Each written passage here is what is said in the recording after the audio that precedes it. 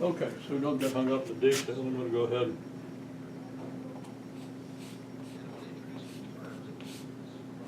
Okay, it's going to, y triple prime then is going to be y plus t times y minus y double prime, but y double prime is 1/2 y.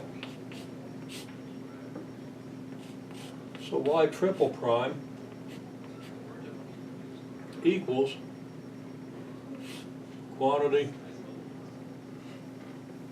1 plus t over 2 times y, not t. Okay? There's our equation. Now, how you solve this equation? Well, it's got a variable in here, so it's going to be somewhat tricky to solve, even if you can even get a solution.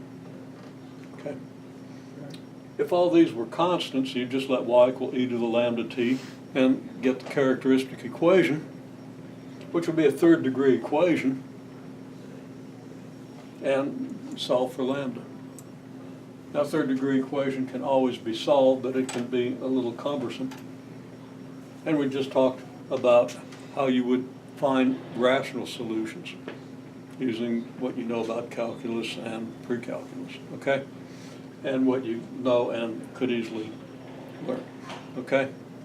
Because of the Descartes rule of sign thing, and rational roots theorem, okay? Which is even more important than Descartes rule of signs. Now, I didn't mention the rational roots theorem, but you would use that. Okay, so anyhow, we've got this.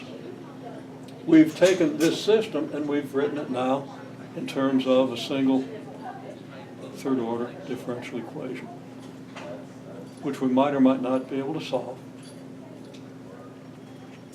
Once we have the solutions to that equation, then we can figure out what y1, y2, and y3 are just by taking derivatives of our solution. Okay?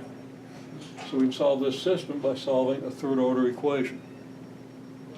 Now, maybe it's easier to solve the system. Maybe it's easier to solve the third order equation. It comes down to the same thing, though, because, for example, on a Kant coefficients equation, if you didn't have a t there, you had just a number, you'd get a characteristic equation for the matrix here.